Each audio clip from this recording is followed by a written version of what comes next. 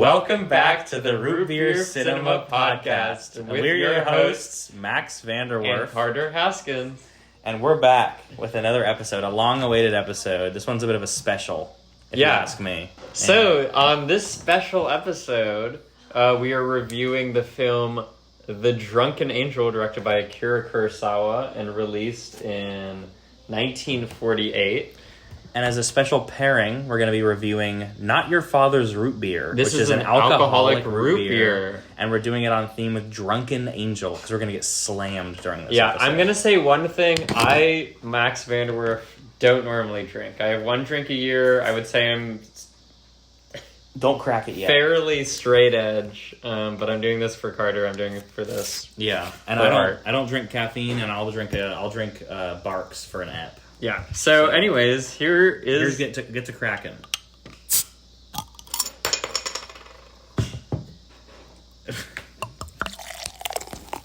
Ooh, you're playing it all? Wait, I thought we were doing two. No, it's not how we do this.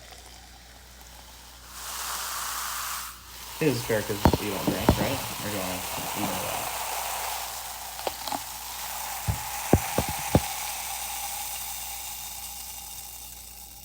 Looking good? That's going to be good. All right. So, cheers. I guess let us begin.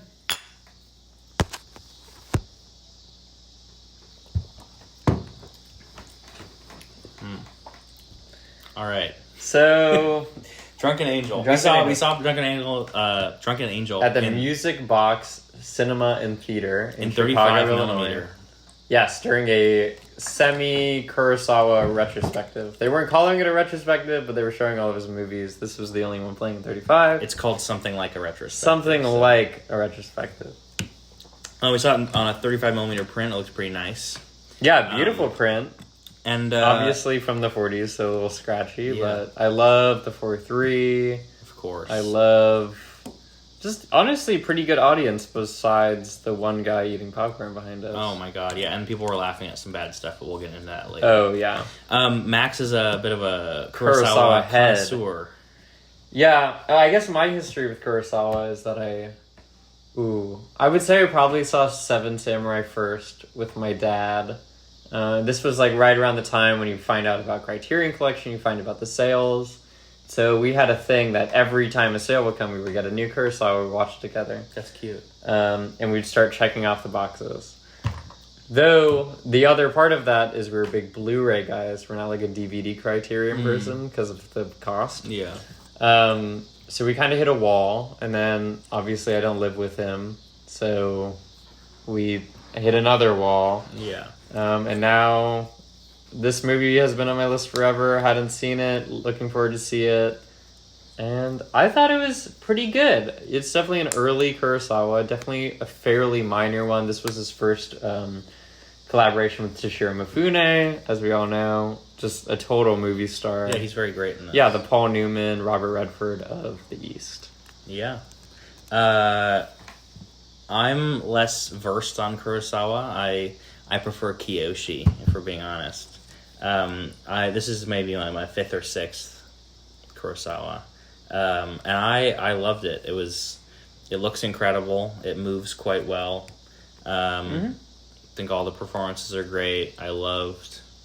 and Max and I disagree on this. I was locked in from the first scene. I loved the premise, and I was really interested to see where it went. Interesting. And Max was took a bit to get used to it. I think it was just... I had seen, like, the iconography before, so I was just like, what's this going to do special? And then it really came together once we learned the plot, we meet the characters and all that. Yeah, and it's a good tragic flick. There's a good hero's... It's not a traditional hero's journey. No. But it's kind of two heroes share different parts of the journey. Yeah, there's a quite nice little narrative going on. It wraps itself up in a nice way. And I loved that. I didn't really know. Yeah, you were a big fan. I like the epilogue. The epilogue looks very nice. Yeah. And it's just a pretty solid, rumination on what's been going on. Yeah, I think it's awesome. Yeah, I mean, the titular Drunken Angel is definitely the lesser entertaining of the two characters, yes, I would say. But I would say maybe some of that is coming from just Toshiro Mifune being a handsome fucking devil and having more to do. Yeah, great camera work in this one. Yeah. There's a few shots that I was like, how did they do that? Which is always good for a movie from the 40s. The 40s, yeah. Yeah. Well, and you're just reminded, especially by the end, and we'll get into specific scenes, but just Kurosawa, expert at literally everything. Yeah, he knows how to direct performances. He knows how to keep a steady tone. He knows how to play with tone and comedy. He knows violence. Yeah, good sparing violence and comedy there. Like, right in the right places at the right times, I think. Just really masterful stuff. Simple commentary. Also, we were talking about the person who introed the movie and how he stated some things happened that didn't happen.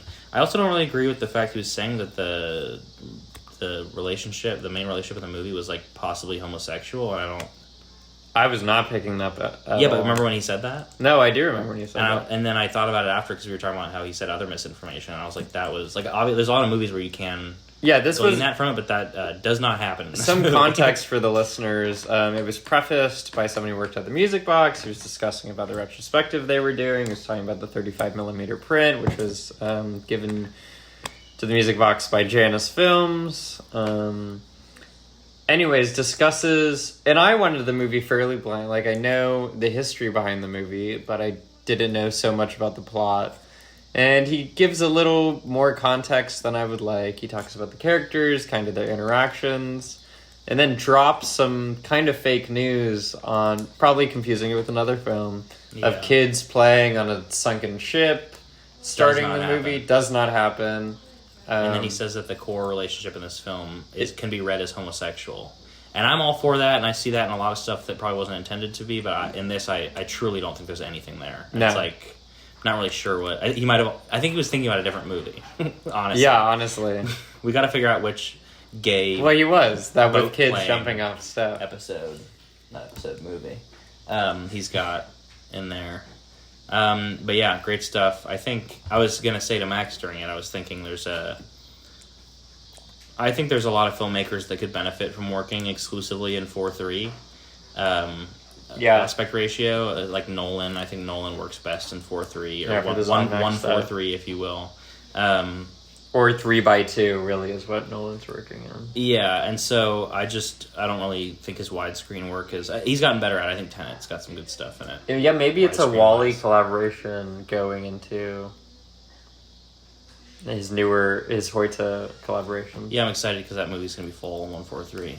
I'm curious how they're going to... Side note, I'm curious how they're going to release that in regular theaters. Do you think it's going to be fully cropped, or do you think they're just going to release it as a 4:3 movie, essentially? I think they'll just probably release it as a 4:3. I honestly don't think so, given how much he loves IMAX and like the whole thing. He'll probably crop it, but it would probably like 1:8:5, probably. I'm imagining. Yeah, but I guess so. Maybe. Anyway, I don't know. Bit of a sidetrack. I was gonna say during this film, I was really kind of bowled over by Kurosawa's proficiency in 4:3 and how his compositions and how they move and how incredible they are. And I was just thinking, wow, this guy is the GOAT of 4:3. Yeah. But then I remembered High and Low, and I was like, oh... he's also the GOAT of widescreen. Yeah, that's one of the greatest 239 movies of all time, in my opinion. Yeah. Looking. Well, and then you watch Dreams, and then there's... I haven't seen Dreams. I think I'm remembering 1:8:5, and it's just great. It's just... Dersu Ursula is 1:8:5, I believe. Yeah. I don't love Deduskadon. I think that's the one that wasn't vibing with me. But back to this movie. So I was just thinking, like, man, he's just... it's not that he's the GOAT of 4:3. It seems that he's just the GOAT. And I'm not generally a Kurosawa glazer. I seen Seven Samurai once, and I was not very impressed. But also, I was pretty young, and what are you going to do? And that's one of those where it's like there's such a precedent going into it that who knows what you're going to think. And it'll be, whatever you think. Yeah, like, I love Akira. I think the ones that I have less context going into, I usually end up liking them more. Yeah. Like Yojimbo, beautifully composed. I mean, we've all seen the Every Frame of Painting video on it, but I love Clint Eastwood, Yeah. But let's get back to this movie. Let's talk about specific scenes. Yeah. This is the spoiler zone. Yeah. I really loved the scene where Toshiro Mifune's drunk, but he goes back to his Drunken Angel, He comes in the house, and he's like, doing this, and he destroys the cup of water in his hand. Just, goddamn. Yeah. Just controlling the space. He knows who all these guys are. Yeah. And he likes to play with them. Yeah. I like the little final fight scene is pretty incredible. Oh. And it's well, the cut out of it, the first cut out of it, when you think it's over, you know, he's cornered, and then it cuts back to the Drunken Angel. I was like, it could end there, and that's amazing. But then you got most of the scene is left, and it's really most of the scene is left, and then it's even better. Yeah, but then in the people were laughing in the theater the entire time during the paint thing, the slipping on the paint. And sure, it's like, you know, it's a Chaplin-esque comedic type thing, but it's so sad. This guy has fucking tuberculosis. Yeah, he's dying. He's trying to save this woman that he barely knows, and then he is gonna get killed anyway. So it's like, what are you gonna do? Yeah, it's quite sad. I don't like certain theater things that people do, but yeah, that one really it peeved me a little bit. Peeved you more a little bit. I think I didn't really mind it. I thought about it after, but then when I was thinking about it after, I was like, this sucks. Yeah, the guy eating popcorn didn't really peeve me. I know it peeved you. So each of us got our peeves out of it. Yeah, we each got peeved. Max and Carter got peeved at the music box. Major peeving. Yeah, there was a guy eating popcorn behind me. I have a major I think that they should ban... I think it should be a, like, fully theater bannable offense to eat popcorn with your mouth open. And, like, it's so... It happens frequently. When you order the popcorn, they should give you one piece. I was actually thinking about that. And they're like, eat this. And then you eat it, and then they determine if you're allowed to eat popcorn or not. Yeah. But, you know, it's quite incredible. I saw a 3D screening of Jaws recently at the Film Forum in New York. But not Jaws 3D. I've seen Jaws 3D and 3D as well, but no, it was Jaws 1 in 3D. Because they were playing it in 35 and 3D, and I was like, I'd much rather see, because it plays in 35 all the time. Yeah, so I'd rather see the rarer one. And so I went, and there was a guy sitting, I think even next to me, who was just full mouth open chewing in a really terrible, despicable way. And I was dead staring. It was hard. I don't think he saw me because he had the 3D glasses on and the darkness, and it cuts off your side. But I spent about a quarter of the movie facing him, just staring at him. And I almost asked him to stop, but he looked like he was having a lot of fun. I mean, honestly, that sounds just as entertaining as Jaws, the film. Oh, yeah? Jaws hater, Max? Is this true? I like Martha's Vineyard. Wonderful place. Hold it close to my heart. Okay. I think I'm about ready to review this. Root beer. Yeah, I'm pretty close. Let's finish. Finish together? Man, this sucks. Yep. Bad root beer. So, let's give a little context to Not Your Father's Root Beer. $10.99 for a 6-pack. That's $1.08. Not bad. Pretty good for alcohol, especially 5.9% alcohol. Like, per volume, yeah. Per volume. This will get you drunk. This is a 12 fluid ounce bottle. Yep. Premium malt beverage with natural and artificial flavors, a caramel color. It is made and manufactured in Wakanda, Illinois. Quite Wakanda funny. forever. Quite funny. Paid for by Kamala Harris. Yeah. Really gross. I think, okay, here's my official take. I think the alcohol of it all, multiple things. A, fully overtakes any root beer that could have been there. I think there's like a very... It is undeniably root beer, I think. But there's not an overt root beer flavor that's there. Yeah. You just would have to maybe... Like, if I had this and I didn't have any context, I would say this is a root beer with alcohol in it.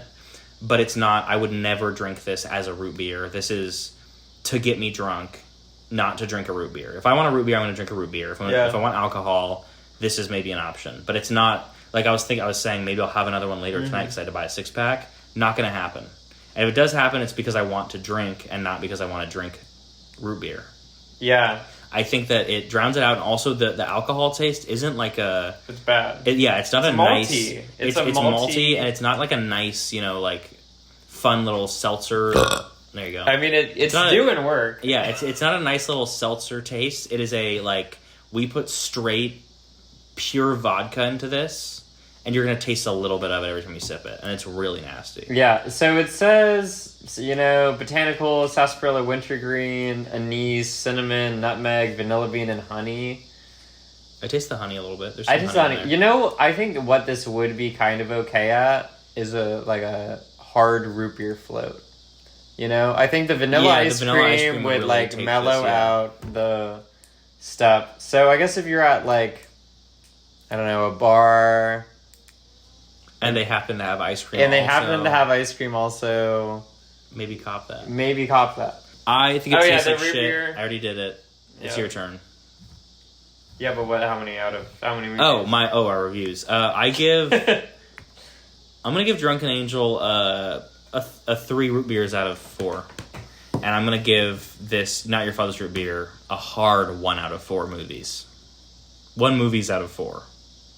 What about you, Max? Yeah, I'll give it a 1 movie out of 4. This is the root beer I'm discussing because it's our first alcoholic one. I'm not really feeling the effects, and I probably have a very low tolerance due to my lack of alcohol consumption. To be super clear with all of you, I had a beer before we started this recording. Yeah, as you could have heard throughout the recording. Yeah, as I've been slurring my words a little more than I usually do. But I honestly, nothing has changed in my That's molecular makeup. I'm gonna give the movie 3 root beers. If we're talking Letterboxd scores, I gave it a 3.5. But on thinking back on it, I like what it's saying. I like what it's doing.